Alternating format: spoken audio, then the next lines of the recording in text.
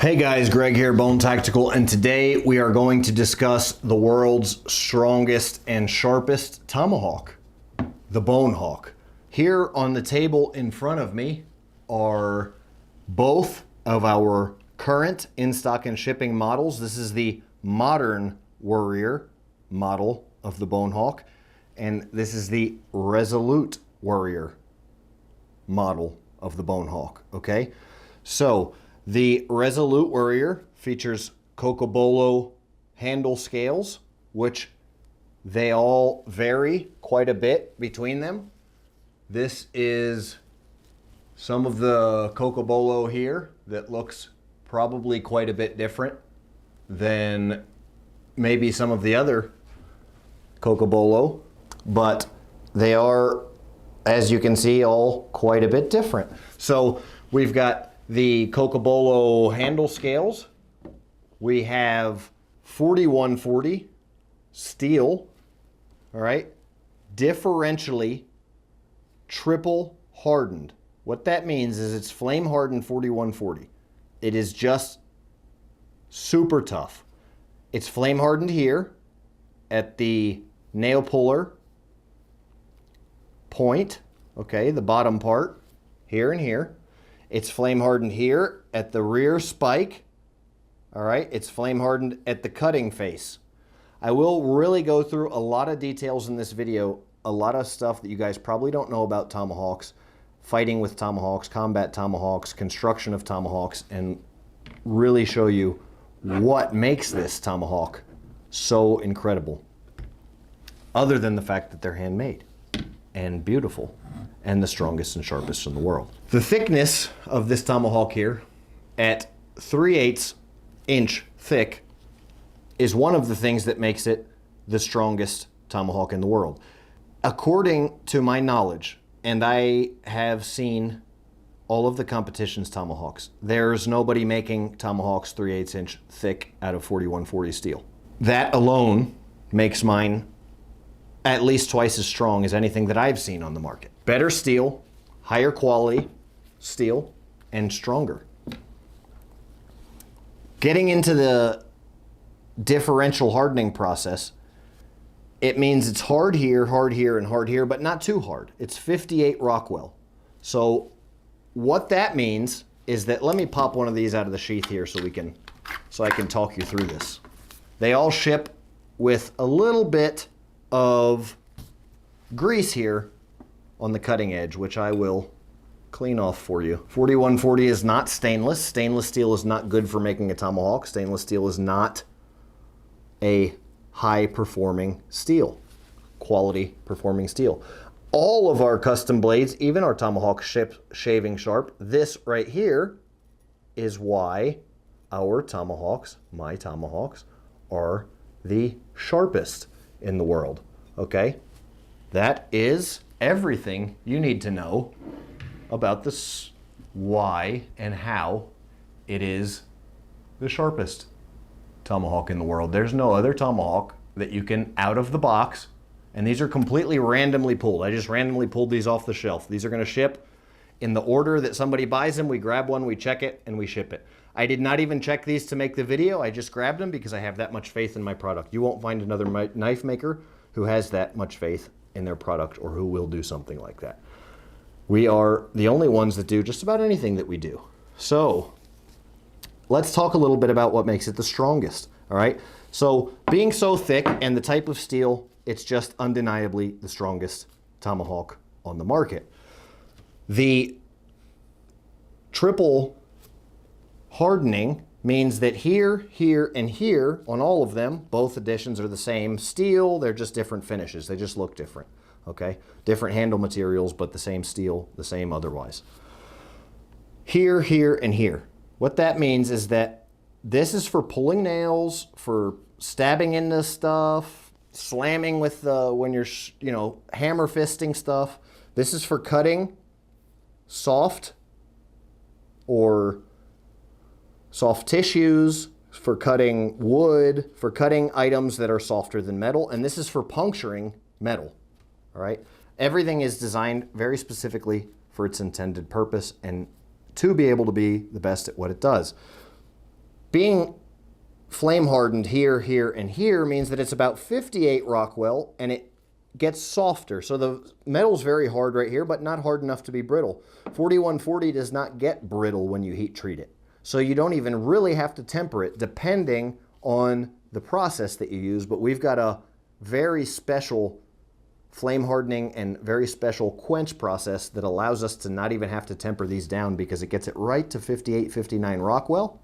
Right about 58 is what we want. And then anywhere from 55 to 58 is sufficient, because what you don't want is you don't want brittle. Anything harder than a 58 Rockwell is too brittle for a tomahawk. And what that would do is when I'm chopping stuff with this, it would break. Instead of, it would chip. It would chip and break and snap. This point would snap off. Ours don't do that. The competitions do. Ours do not. The reason for that is because of the steel and the heat treat, okay?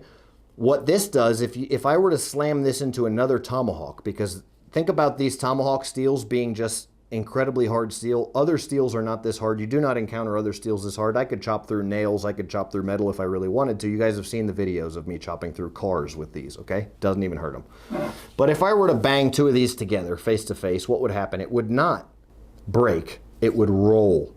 And that's the reason that we use this steel, and that's the reason that we heat treat them the way we do. If it does roll, all you got to do is just have your diamond stone, do a couple quick passes each way on your diamond stone, and you're good to go. The rear portion is we leave a little bit of meat on there, and the reason for that is that this is specifically designed for breaking locks, for breaking doors, puncturing through metal, things like that. You do want this to be narrow like this, and the reason you want it to be narrow like this is because it enters and doesn't get any wider. If it were to get wider here or have a bulge or something like that in it, it would get stuck in whatever I was entering it into. This natural arc here, when I'm swinging, allows this to make contact at the perfect point, enter, and really just enter all the way up to here. Okay, it could even puncture a Kevlar helmet, enter the brain, and obviously you guys would know what would happen from there. These were designed for U.S. Special Forces originally, and that's why I'm mentioning things like this. I will talk a brief talk about the sheath itself. Since we mentioned U.S. Special Forces, I do need to cover that. So the sheath here, again, proprietary Bone Tactical color. The cord is Bone Tactical proprietary color, paracord. Okay, only available through Bone Tactical. The buckles are Bone Tactical proprietary buckles, only available through Bone Tactical. Our proprietary thermoplastic, all right, this is just the ultimate gray man and combat aware prepared color. It's just great for blending into all environments and can be camouflaged if necessary. Just add a little bit of dark green and a little bit of dark brown and you're in camouflage, all right? The accessories are all bronze, everything's bronze. It's bronze because it won't rust, it'll just patina, and it's not gonna snap or break. It's nice and soft, but very strong. This is our jute micarta coffee bag micarta we make from Bone Tactical Coffee Company coffee bags. We've got the bronze Corby rivets. What that means is that these are mechanical pressure. All of our knives are made with Corby rivets. What that means, we actually have our own Corby rivets. They're not Corby rivets, they're a Bone Tactical proprietary rivet that we use, that I designed myself. They apply mechanical pressure here to the handle scales. We also have very high quality epoxy, the best epoxy. We either use G-Flex or DevCon, depending on what we're doing. This is DevCon, and it is glued and epoxied on. Very, very, very strong epoxy. And then we also have the mechanical lock of the 3 different rivets. Not going anywhere. The handle scales are there to stay. We've got the jimping, okay? But the sheath, again, is designed to be jumpable for U.S. Special Forces. We've got 3/4 on center. All the way, these are not 3/4 on center. These are specifically designed for the paracord. 3/4 of an inch, 3/4, 3/4, 3/4, 3/4. What that means is you can put any kind of aftermarket attachment or clip system. You can strap it to anything, tie it to anything, and you can use this fully adaptable shoulder rig, leg holster. We've also got the Bone Tactical leather holsters for these as well if you guys want to check those out. We've got a leather drop leg. They're absolutely beautiful and really cool and actually usable, so very functional. These sheaths themselves, though, are pretty great because you can also use this tool in a less lethal means. What do I mean by that? Well, I mean, now I can punch with it, okay? I can swing it and hit with it like a hammer instead of actually having to take the sheath off and use it like I would be using it as a deadly weapon. I can use it also as a less lethal tool. I had a guy in Alaska working on some oil rigs tell me that this hawk saved his life and kept him out of prison because some of his oil rig roughneck companions tried to jump him, and they were drunk and everything like this, and they, you know, it was some situation where he was able to use this to defend himself, but was glad that he didn't have to kill his friends because he didn't take the sheath off, right? Again, sheath is jumpable. It will not come off. One of the really cool things about this is you can even stick it anywhere, throw it in your car, stick it in your bag. You don't have to worry about the Tomahawk coming out and cutting anything or cutting anyone on its own, or even if you just have it in the bottom of your backpack. Some of the other Tomahawk companies, their sheaths are very poorly designed, and you can throw it in the back of your backpack, and what'll happen? You reach in there, grab your Tomahawk, pull it out, and it'll shred your entire backpack. It'll just slice everything up, ruin your car seats, anything like that. This won't do that until you pop the buckle, all right? Again, that's for our special forces guys because they have to be jumpable. They're jumping out of planes with these things. But it also has a secondary retention. It's not even gonna fall out with that unbuckled. It's not necessary, it's just extra because everything we do is overbuilt. All right, then you pull it out, very easy to get out. You just pull on it, comes right out. From there, again, they ship with the grease on them so it doesn't get any kind of rust or anything on the blade. And I will say, guys, surface oxidation on here will occur. Just keep it clean and well oiled. It'll last longer than you will. This Tomahawk will outlive you, I promise. Do not worry about any kind of orange spots or surface oxidation. Just use it. It's a patina. It'll develop. It's not going to affect the performance of the blade. It's fine. All right. We coat that grease on there because I want you to receive the blade beautiful. All right. But with time, if it develops a patina, don't worry about it. It's fine. It's normal. It's good. Just keep it clean and well oiled. Clean it, put some oil on there every time you put it away. Don't leave it, don't store it in water, stuff like that. All right, guys, normal stuff here. Got the bottle opener on top, got all the hex heads. I get emails all the time about how useful these are. A guy had one of his sights broke down in combat, red dot that he had one of these sizes for the attachments for the screws on there, and he was able to use this to get his red dot off. I had another guy that used it for fixing something on some heavy equipment, bulldozer that he was using, just all kinds of stuff. They come in handy when you don't really realize it. The bottle opener is just a fun feature. Nail puller at the bottom is not just a nail puller, it's also a pry bar, okay? It's a great pry bar, very, very effective pry bar, and the Tomahawk is a great breeching tool, really for that reason. It's a great breeching tool. So we will talk a little bit about it being used as a breeching tool. So you kind of just stick it up in there and you pry with it, doors, windows, anything like that. If it's in the grip here and I want to hammer fist with it, it's very effective right there. Again, the back strikes with the pommel, striking there. It's good for close quarters combat here and long distance combat here. Extremely well designed as far as a martial arts and combat weapon, close quarters battle weapon, just absolutely devastating. The overall makeup, just beautiful. We use a powder coat now. We're starting to get away from Cerakote. We're still doing some Cerakote, or we might have a few. We're not doing any more Cerakote. We might have a few that are still in Cerakote. These are all powder coat that I pulled here. I think at the time of filming this, there's probably still a few Cerakote left, but we're getting into powder coat because we just did a lot of testing and it just works a lot better. Powder coat works a lot better. It goes on thicker and it's just tougher.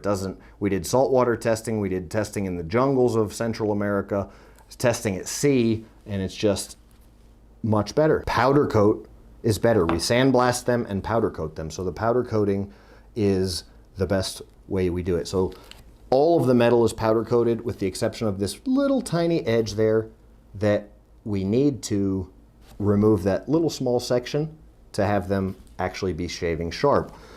That's bare metal. keep it clean and well oiled. The only thing you have to keep clean and well oiled is that little section right there. From there, we've got all the jimping, incredibly comfortable in the hand. Tie down points for if you need to lash it down on something really tough and you need to tie it and make sure it's not going to go anywhere. You can tie these. You can put your skull bead or your cool lanyard on there for you guys that like to customize your stuff. The choked up grip here is probably the biggest thing about this. Definitely can't overstate how important it is to be able to use it in modern martial arts like this.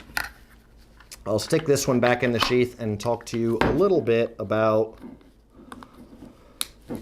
this other guy we've got here, just so you guys can see the contrast of a different version here. So this is the Resolute Warrior version here, just absolutely beautiful. This is the high end. They are quite expensive, so if you guys are looking for a more low-priced option, this is not it. They are just absolutely heirloom quality, beautiful. And this coating on here, guys, is a patina. So it is not black, it's not paint, there's nothing on here. Let's get this out of the way. It's actually patina. This is the metal. So when you see these splotches and different colors, and I don't know how much you can see on camera here, I'm doing the best I can to get the highest quality video for you guys, but you can see that this is an actual patina on the metal, and then we clear coat it with the best clear coat we've found is still Cerakote. So these are all coated with the Cerakote clear coat, and they basically just have a patina. So if you decide to use this, it's just going to change over time. It's going to develop even more and more patina and just become more beautiful. The handles as well are clear coated, but we don't have any kind of stain or anything. We're probably one of the only people that use just bare wood with no stain. And the reason that we can do that is because the wood that we use is so beautiful. It's so stinking beautiful. This cocobolo comes from a tree that I found fallen in Central America and was able to harvest it. And we're still using this wood from this one tree, and it's just extremely rare, extremely precious hardwood. People would be using it for, if I sold it, people would be wanting to use it for, you know, $10,000, $20,000, who knows, $50,000 violins. But, you know, I'm a knife maker. I'm not going to sell the wood. I'm going to use it to make my knives. And to me, it's just absolutely unbelievable. It's incredible to work with. There's very few people who have even seen this wood. It's a variety of cocobolo that was thought to be extinct. Extremely, extremely rare. And just absolutely a dream to work with. When I came across the tree fallen in the rainforest, it had been there for quite some time. It was rotted around the outside, and it was a huge tree, so I was able to salvage quite a bit of wood. We will run out of it one day, but we still have a little bit. We still have a decent amount, and when we run out of this, I have found a couple other trees that I do like. I'm not going to release what type of wood. I'm not going to let you guys know what type of wood those are yet, but we'll see them in the future when this runs out. So just to cover the basics, we have this chamfer here is something that you want to look for when you look at tomahawks. You want to make sure that everything is smooth in the hand, no sharp edges. You want to look at the grind lines and see that these are symmetrical grind lines, beautiful grind lines, the same on both sides. Just the way that we do these tomahawks, we really don't have any competition. They're just absolutely incredible tomahawks. I will close this out by telling you guys I am very proud of these, obviously, but I stand behind my words, and when I say that they're the strongest and the sharpest in the world, I'm taking on all challenges, and nobody has even tried or wanted to step up to the plate and challenge one of these tomahawks. They are just absolutely, hands down, the baddest tomahawk that's ever been made. I really do appreciate you guys tuning in. Thanks for watching this video. I hope you liked it. Comment below and let me know which tomahawk you like best. Is it the Resolute Warrior that you prefer, or do you like the modern Warrior? What do you like best? What do you want to see different? What do you want to see more of? Do you want to see more of these review type videos up close and personal in the future with other videos and other products? Let me know and I'll get it done for you. Thanks for watching. Bone out.